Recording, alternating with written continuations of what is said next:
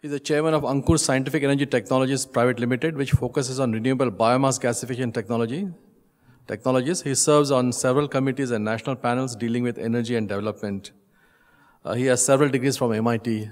Let me welcome Mr. Jain. Good afternoon, everyone. I am grateful to Stanford University and Reliance for having this opportunity to talk to all of you.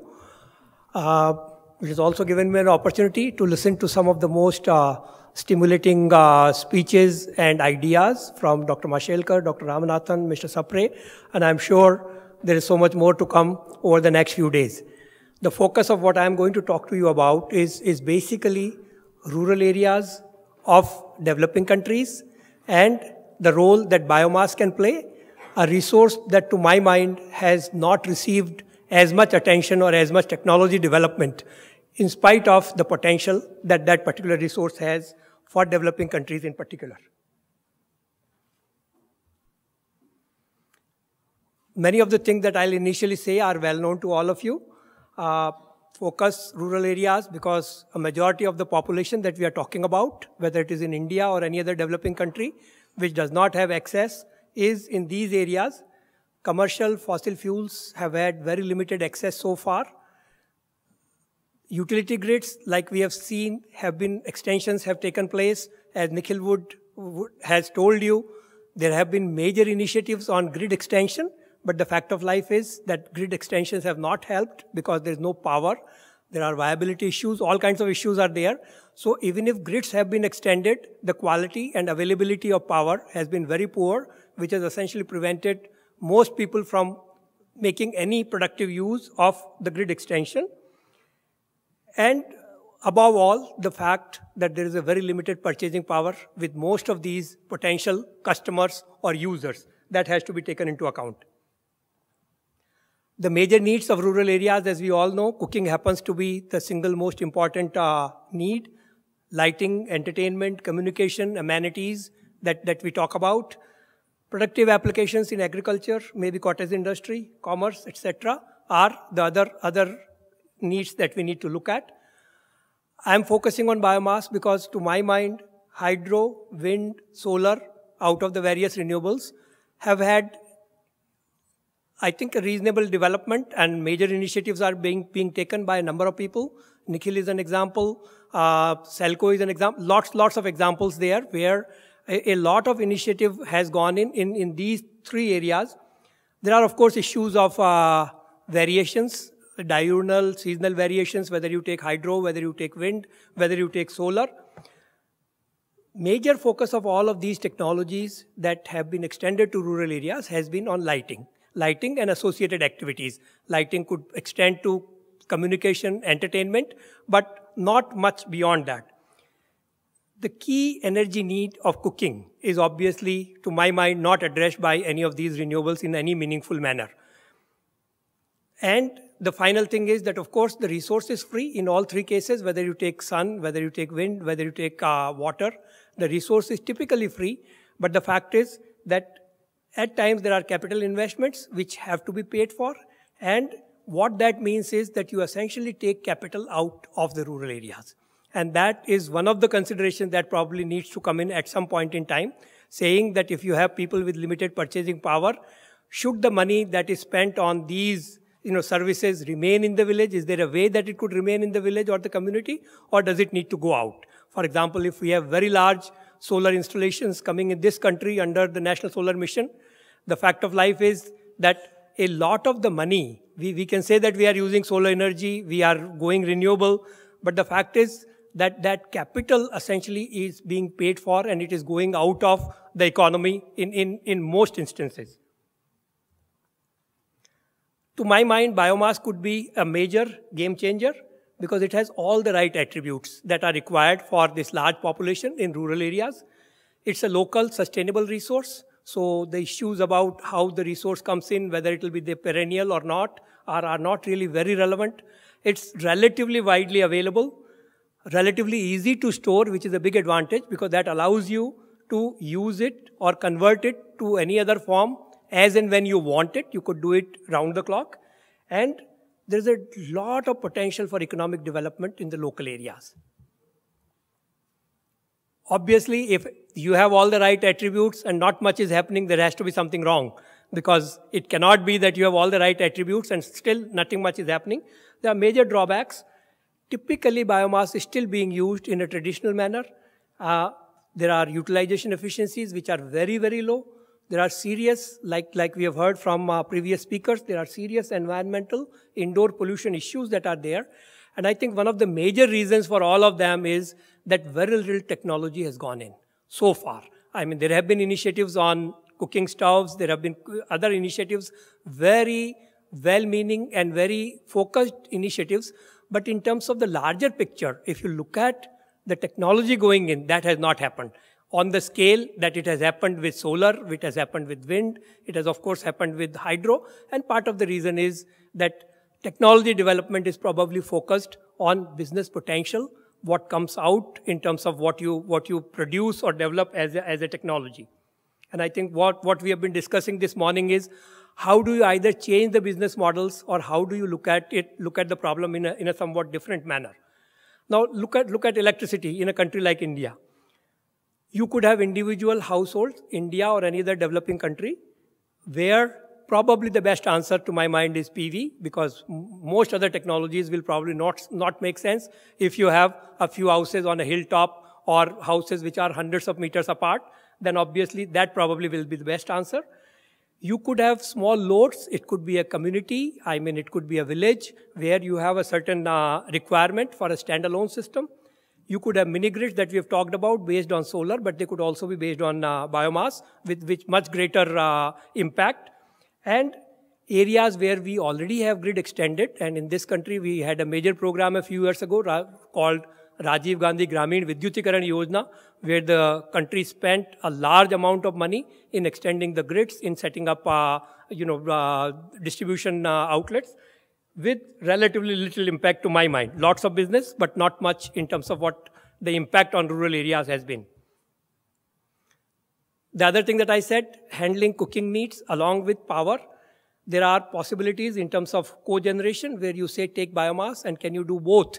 Give a good cooking fuel which takes away most of the issues that biomass has and also provide electricity at the same time. If you do that, then you tackle most of the rural area problems. What I'll just describe are a few initiatives, technological interventions that have essentially happened, which may make some sense. They are not at a scale today where one could call them disruptive, innovations, where one could say that they could be afforded by everybody, but I think it's moving in that direction. Like I said, if you have individual households, probably the sensible thing is to go with PV. If you have small loads, then like my friend Nikhil said, when you want to handle lighting, it's a small load.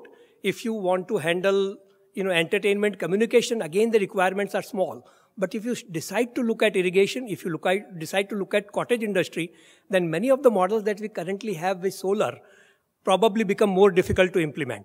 And that is the kind of place where probably biomass can come in. Now, what are these small power packs that we are talking about in terms of technology? You basically take locally available biomass and you have a technology that converts that to electricity, basically biomass gasification. Power can be generated at less than 4 rupees per unit of electricity. It's self-starting with no external power, startup power required. It takes you less than 10 minutes to start the system.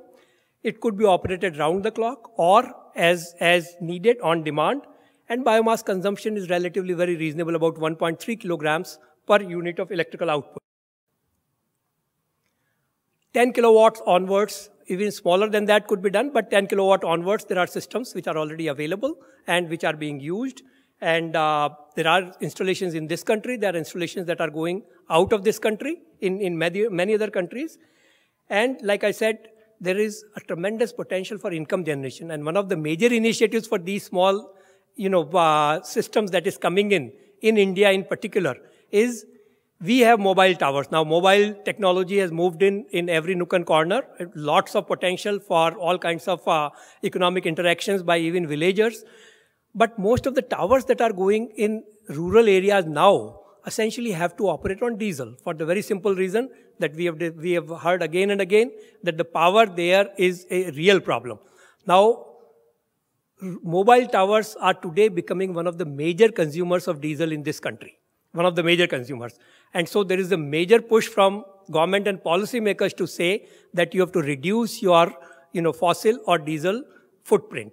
And the charter is that about 200,000 towers by 2015 must change over to renewables or a hybrid.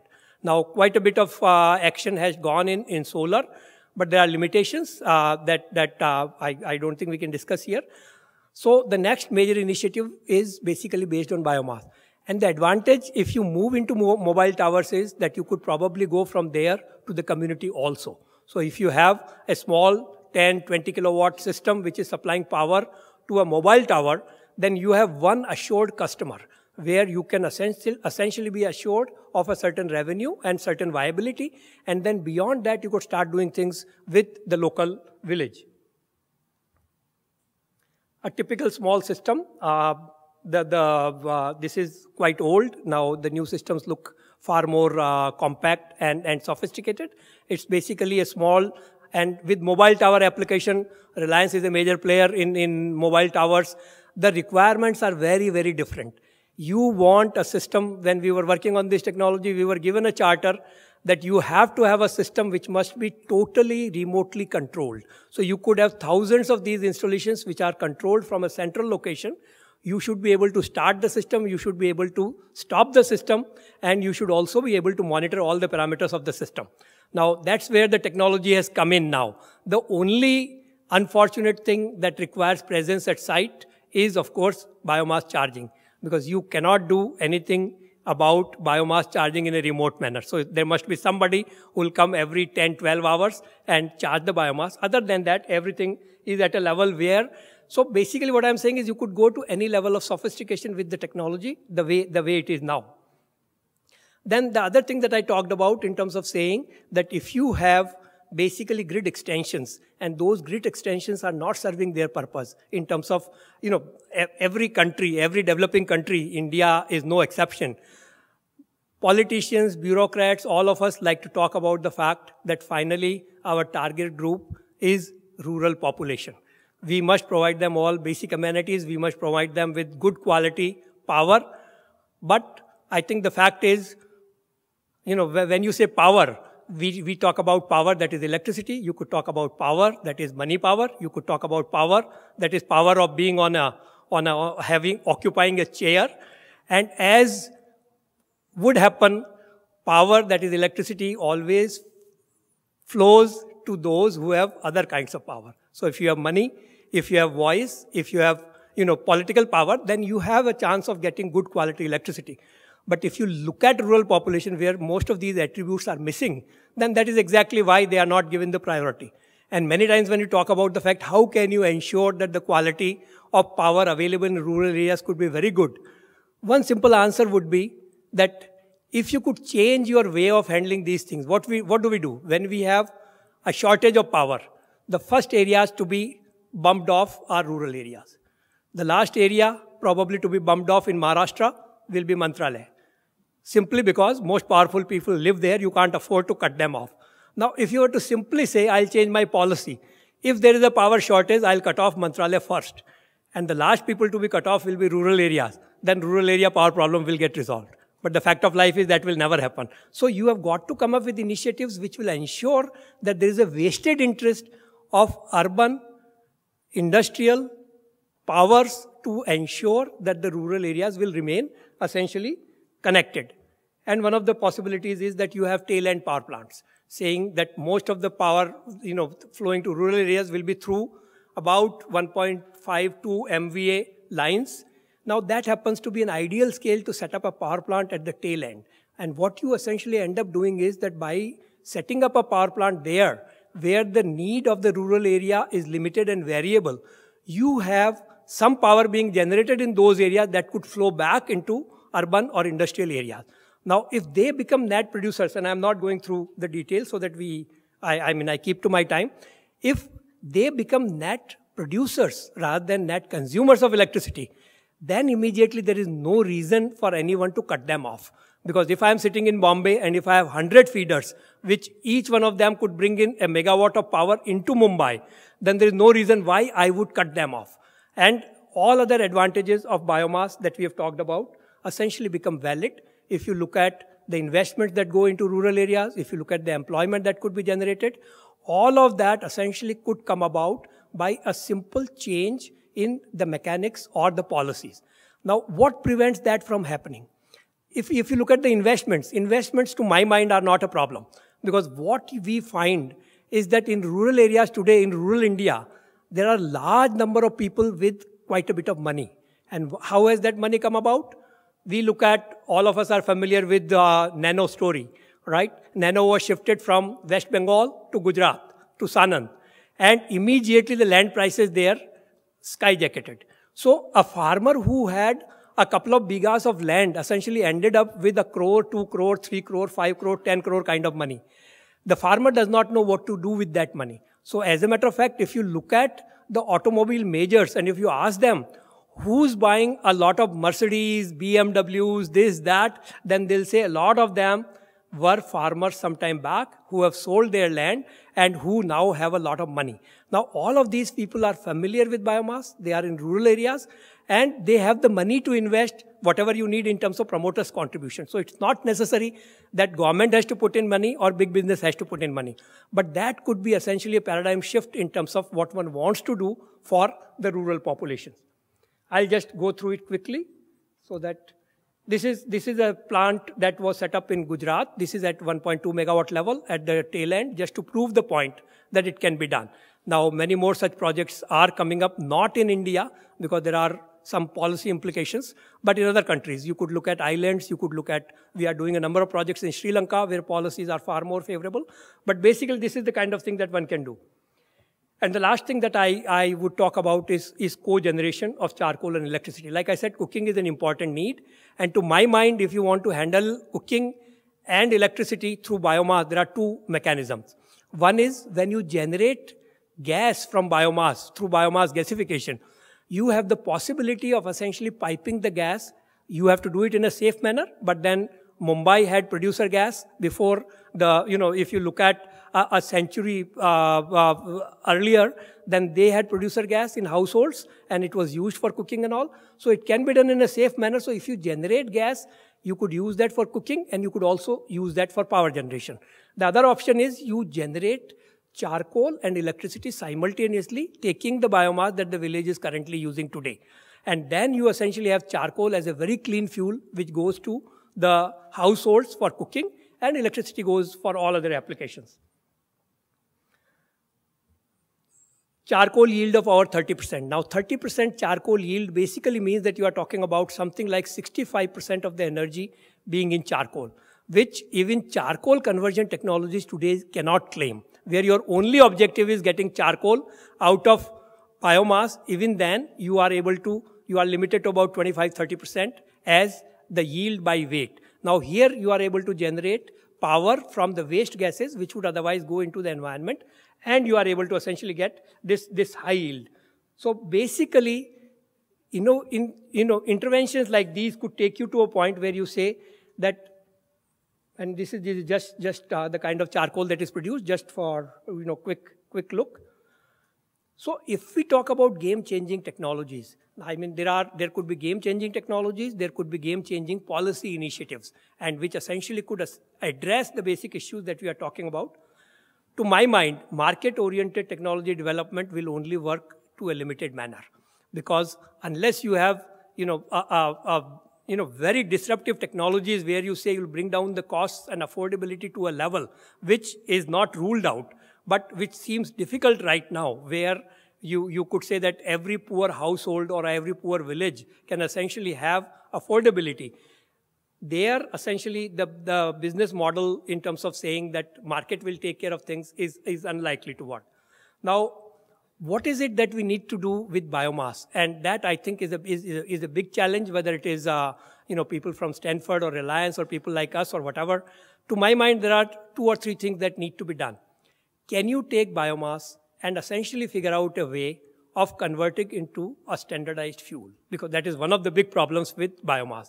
Now, it is being done in different parts of the world in a different manner for a different reason. If you look at Europe, Europe is today using a very large quantity of pellets as a home heating fuel because, this is a standardized fuel.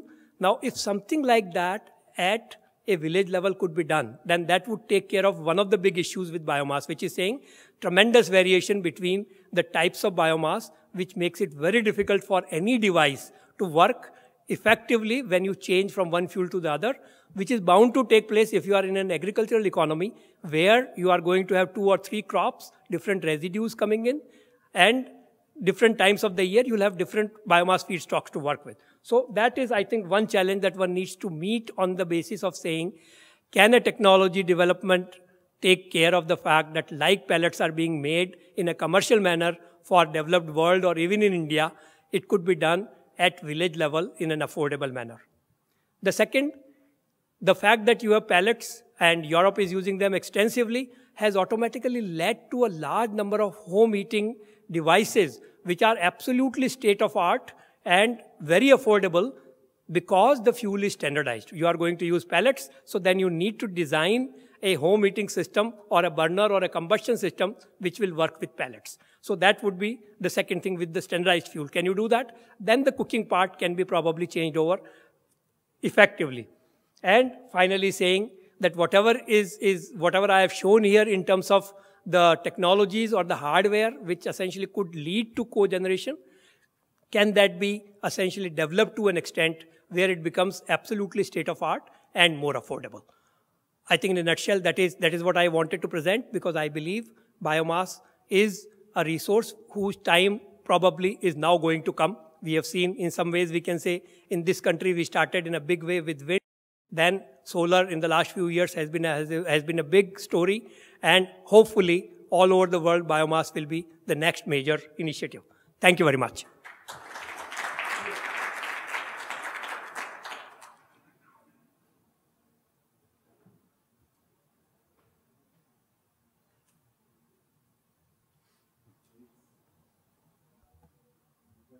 Jain?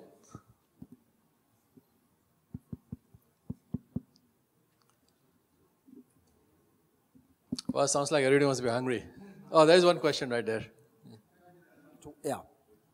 I'm so excited to hear what you're saying. If only we can convert the biomass to useful energy, we would have solved all of the problems I raised about health effects, agricultural effects, and climate effects. So this would be an exciting way to go, not only for India, but the rest of the world, because in the US, crop burning is one of the major sources of air pollution. I believe that, I'm glad that you feel the same way. The point is that for various reasons, biomass has not received the kind of attention from technology developers that it should have. Maybe it will now. See, initiatives have to come from both sides in terms of potential business that one could make out of biomass conversion, biomass utilization, and also the kinds of initiatives that we are talking about here, saying that we recognize that business as usual is not going to solve all the problems. So if you change your focus, if you change your orientation, then probably more of it will start to happen. The point is that one has to, at times I strongly feel that the glamour is missing from biomass. That is one big problem. If you look at biomass, if you look at biogas, then the glamour of having a wind turbine whirring away, or the glamour of having photovoltaic cells on your house top or whatever is not there. And most of the policy decisions, most of the business initiatives come from people who are far removed from biomass. So, it's something that we say it is for the rural population, for villages, and it is somehow disconnected from us, so we are not able to take the kinds of initiative. But I think as more and more of us realize that in an interconnected world, if you don't solve problems of a large fraction of population, then you are creating big problems for the smaller population which is enjoying the benefits, whatever benefits we talk about.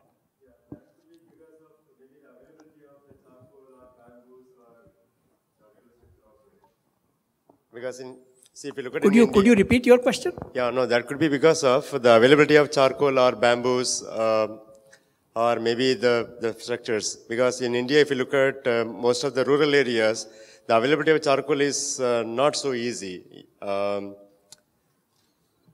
Yeah. There is a very simple reason for it. We have always been a society where the cooking in rural areas has been based on biomass directly. Agricultural residues, you have cotton stalk, you have whatever, or firewood, for example, which is collected as head loads from forest areas or picked up as twigs and branches by very poor people. There are other societies in the world which are developing societies, but where charcoal is the main fuel.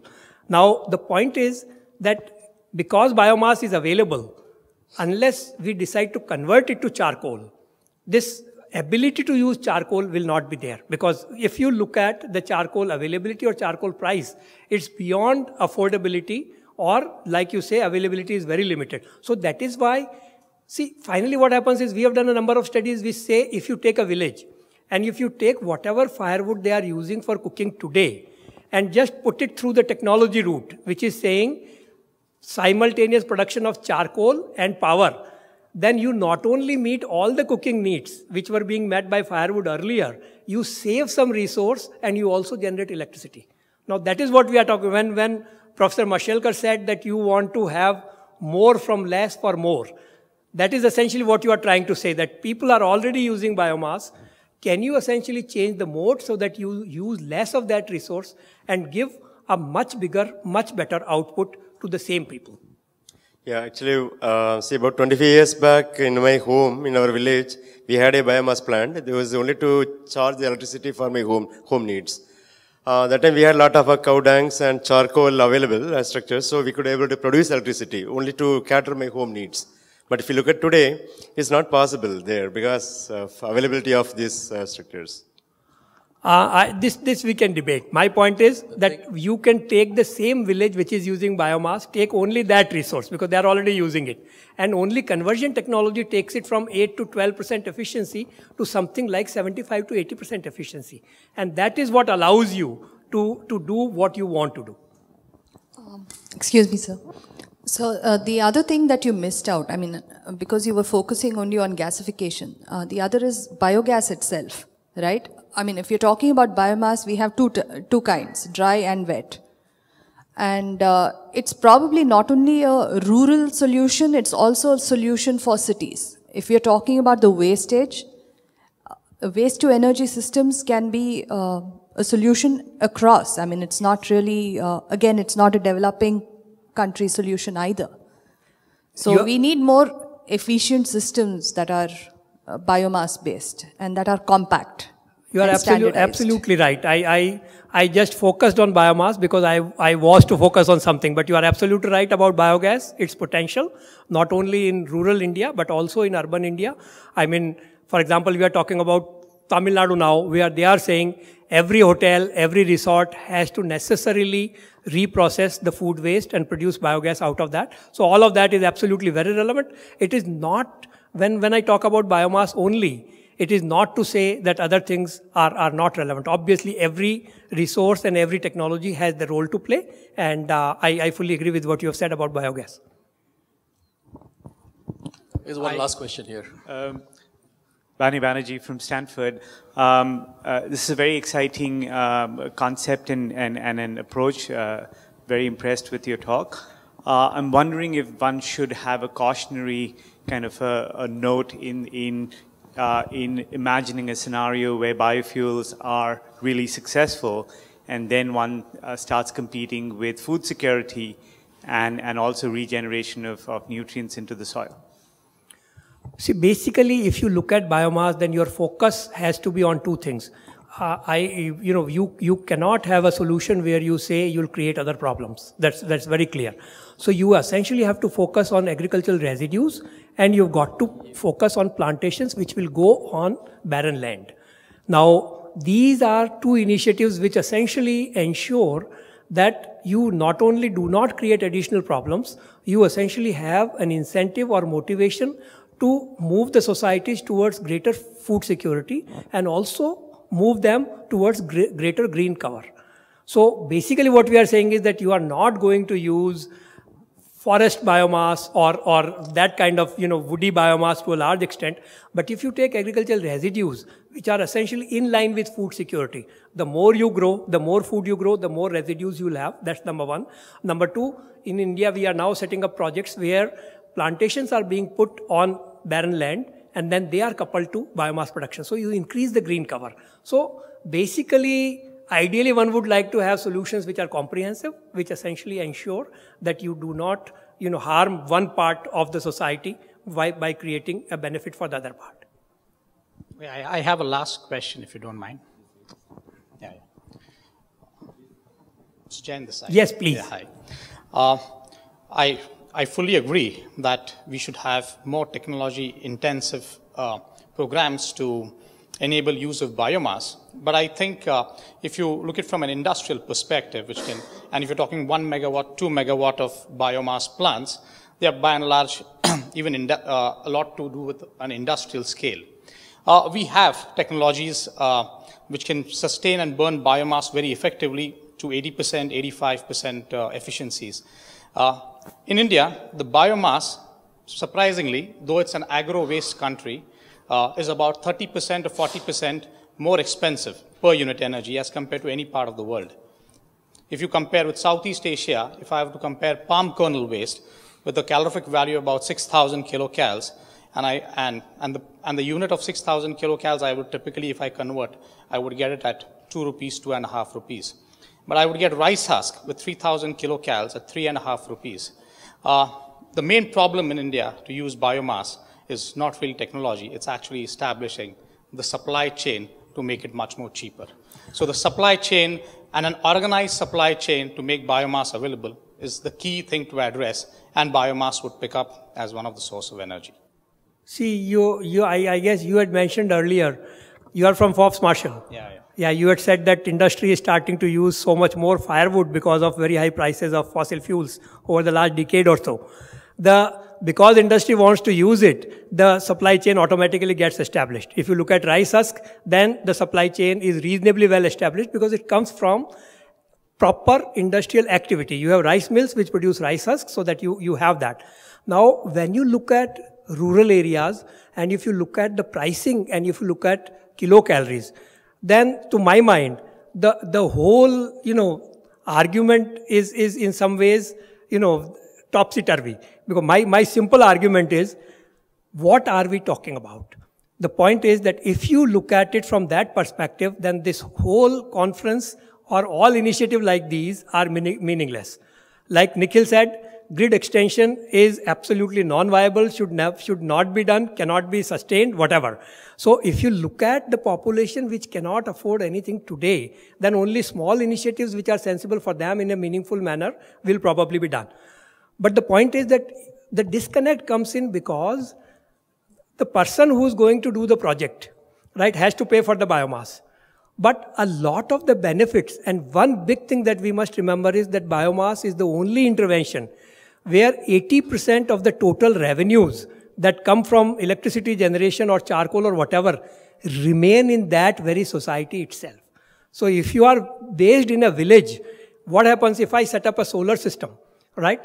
Then whatever I collect as tariffs essentially goes out of that system completely. Because somebody else has invested, he has to recover his investment, so money goes out of the economy.